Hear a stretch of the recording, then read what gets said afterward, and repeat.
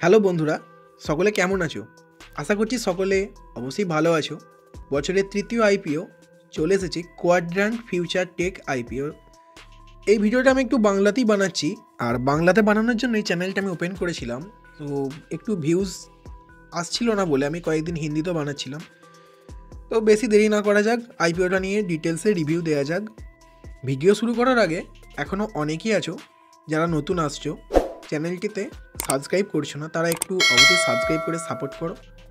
IPO related সমস্ত রকম share মার্কেটের সমস্ত ভিডিও আমাদের চ্যানেলে অ্যাভেলেবেল থাকবে। তো বেশি দেরি না করে ভিডিওটা শুরু করা যাক একটা ছোট ইন্ট্রোর পর।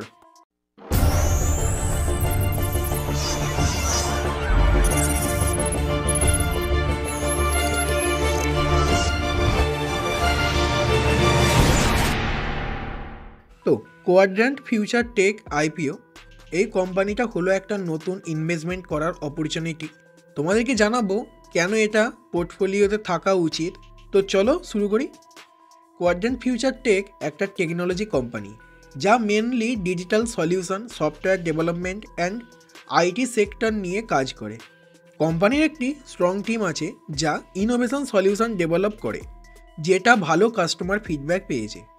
এখন আইপিওর মাধ্যমে তারা ক্যাপিটাল রেইজ করতে চায়, যেটা ওনার গ্রোথ স্ট্র্যাটেজিতে হেল্প করবে। তাদের মিশন হলো কাটিং এজ টেকনোলজি দিয়ে বিজনেসগুলোকে সাপোর্ট করা। তো আমরা বুঝে গেলাম কোম্পানি কোন সেক্টরের এবং কি কাজ করে। এবার দেখে নেব আইপিও কবে থেকে ওপেন থাকবে। আইপিও ওপেন থাকবে জানুয়ারি 7 তারিখে এবং আইপিও ক্লোজ হবে জানুয়ারি 9 তারিখে।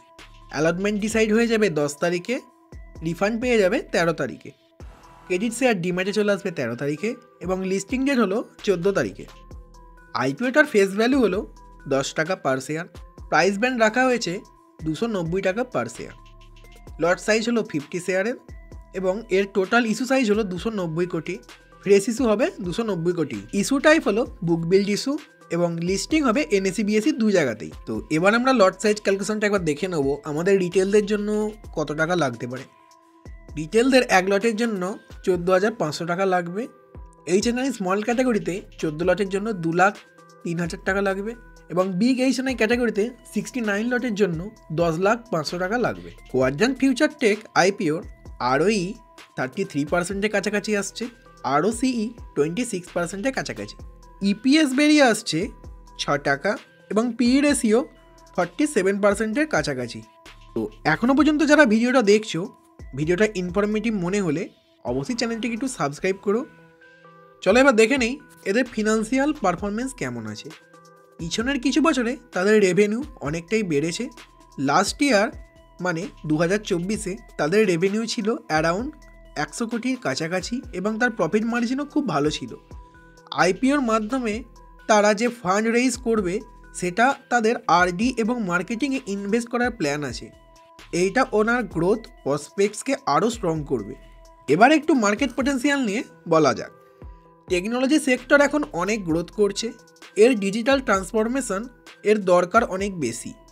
কোয়াড্র্যান্ট ফিউচার টেকের সার্ভিসগুলো একটি নিচে মার্কেটে ফোকাস করে যেখানে কম্পিটিশন কম। তাদের ইনোভেশন সলিউশন অনেক বিজনেসকে হেল্প করতে পারে এফিসিয়েন্সি বাড়াতে, এর কস্ট কমাতে। এখন যদি আপনি টেক সেক্টরে ইনভেস্ট করতে চান তাহলে কোয়াড্র্যান্ট ফিউচার একটা ভালো অপশান হতে পারে। এবার আপনি ইনভেস্টমেন্ট করবেন, কিছু রিস্ক তো থাকবে, সেটাও একটু আলোচনা করা যাক। প্রথমত, টেকনোলজি সেক্টরে কম্পিটিশন অনেক বেশি। যদি তারা তাদের ইনোভেশনে পিছিয়ে যায় তাহলে মার্কেট শেয়ারে খাটাতে পারে। দ্বিতীয়, আইপিওর পর স্টক প্রাইস ভোলাটিলিটি থাকতে পারে, তাই শর্ট টার্ম ইনভেস্টরদের জন্য এইটা রিস্কি হতে পারে। লং টার্ম ইনভেস্টার্স যদি ঠিকভাবে রিসার্চ করে ইনভেস্ট করেন তাহলে এইটা ভালো রিটার্ন দিতে পারে। আর যে কথাটা এখন আমি ভুলে যাচ্ছিলাম, যে এর গ্রে মার্কেট প্রিমিয়াম এখন কত চলছে।